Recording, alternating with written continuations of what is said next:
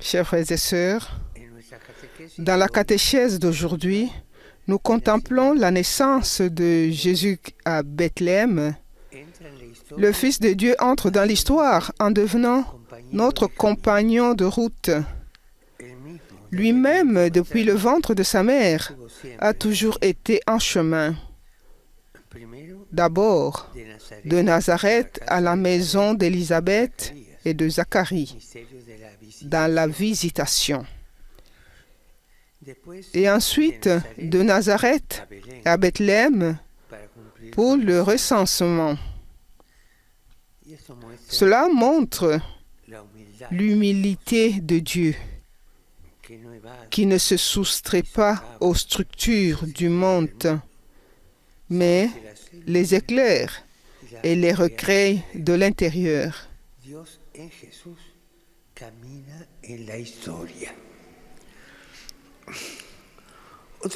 Un autre signe de l'humilité du Messie est qu'il ne naît pas dans un palais royal, mais dans un endroit destiné aux animaux. Il ne se manifeste pas dans la clameur, mais dans le silence. Il ne s'impose pas, mais il s'offre. Les bergers des gens simples et humbles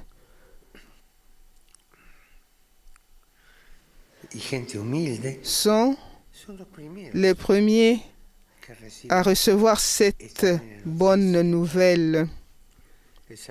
Le Sauveur, tant attendu, est né pour eux, pour être le pasteur de son peuple. Ils l'accueillent avec un émerveillement reconnaissant et en partant à sa rencontre, leur cœur est rempli de joie et d'espérance. Je salue cordialement les pèlerins de langue espagnole. Demandons au Seigneur la grâce d'aller à leur rencontre avec disponibilité et simplicité, comme les bergers de Bethléem, en annonçant à tous l'espérance et la joie de l'Évangile. Que Jésus vous bénisse et que la Sainte Vierge veille sur vous. Je vous remercie.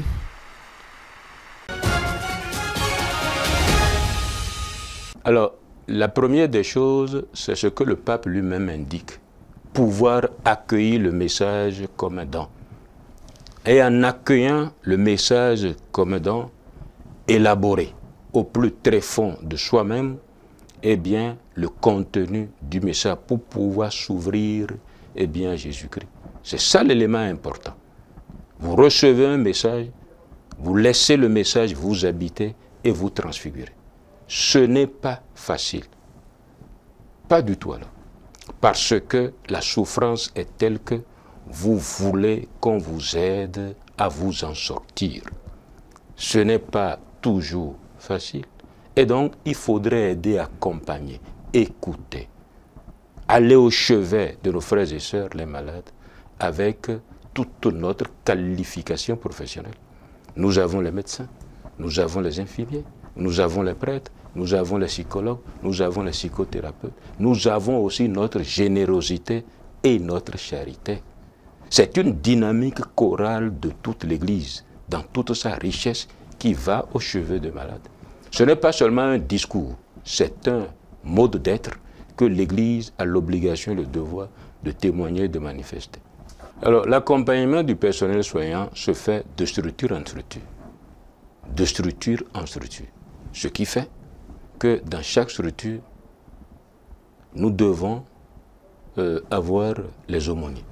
Ils sont les premiers protagonistes, les premiers moyens dont dispose l'Église pour accompagner le personnel soignant.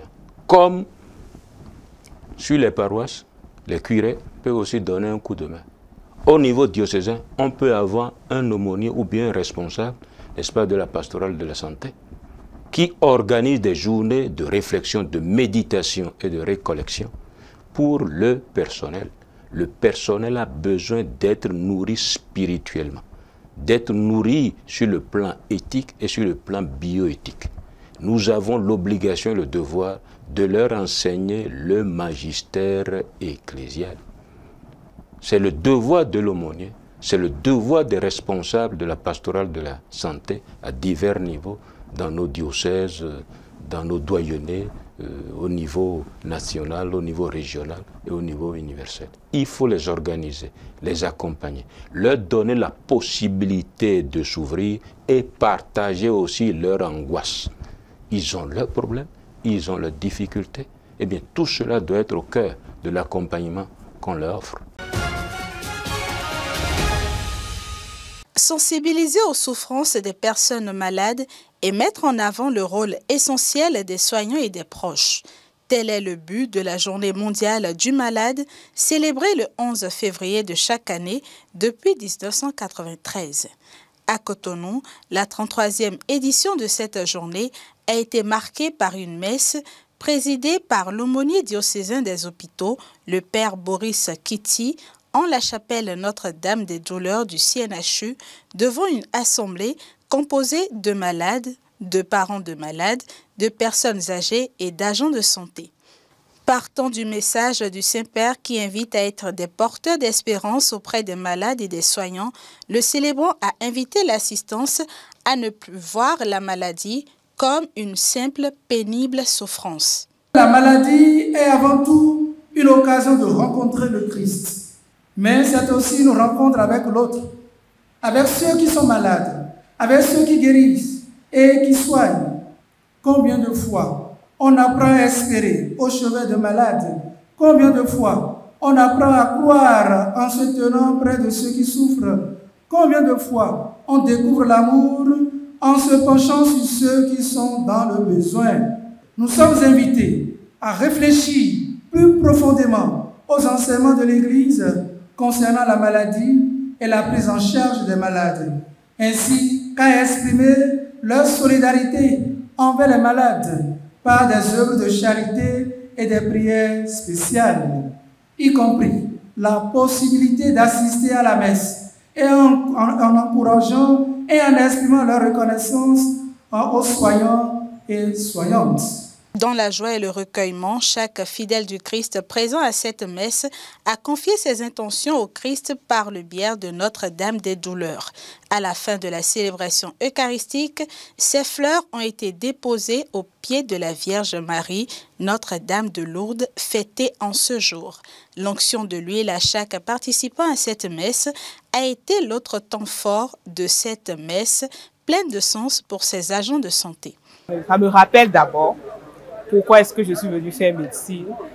C'est vraiment important de prier pour les agents de santé parce que nous sommes premièrement au contact de ces malades. Et parfois, juste par nos simples mains, par nos simples sourires, le Seigneur peut accorder la guérison à ces patients-là. Donc je pense qu'il est vraiment important que ces agents de santé soient équipés spirituellement pour la prise en charge des patients. Notre travail devient au fait notre prière. Notre travail devient en même temps notre catéchèse, notre travail devient en même temps notre mission. Comme un ange gardien à côté du souffrant au bord du chemin, on prie aussi pour lui, sachant que nous allons faire notre travail et le Seigneur le bénit par la guérison qu'il accorde aux patients. Que nous ayons des proches malades ou non, chaque fidèle du Christ est invité à soulager les malades par des gestes simples. Une visite, une main tendue ou même un sourire. Le 18 février, dans notre archidiocèse de Cotonou, précisément à l'enfance missionnaire, représente la date du rappel à Dieu du révérend Père Florent Nascimento. Florent Nascimento, nous le connaissons bien dans l'église du Bénin, en particulier dans l'église à Cotonou. Il est né le 3 janvier 1963 et il a été rappelé à Dieu en 2001. Il est important de rendre hommage au Père Florent Nascimento parce qu'il a été un grand prêtre dans l'archidiocèse de Cotonou. Il s'est beaucoup donné pour l'Église de Cotonou, surtout pour les enfants et également pour les malades. Si nous avons l'enfance missionnaire, aujourd'hui, c'est grâce à lui. C'est lui qui a eu l'idée de rassembler tous les enfants de l'archidiocèse de Cotonou. Et aujourd'hui, c'est devenu une institution importante dans l'Église. Ce qu'il y a de particulier, c'est que nous avons sollicité quelques artistes et il y a des compositions typiques pour le père Florent Nascimento, pour rendre hommage au père Florent Nascimento. Et puis d'habitude, nous donnons des prix que nous appelons prix Florent Nascimento.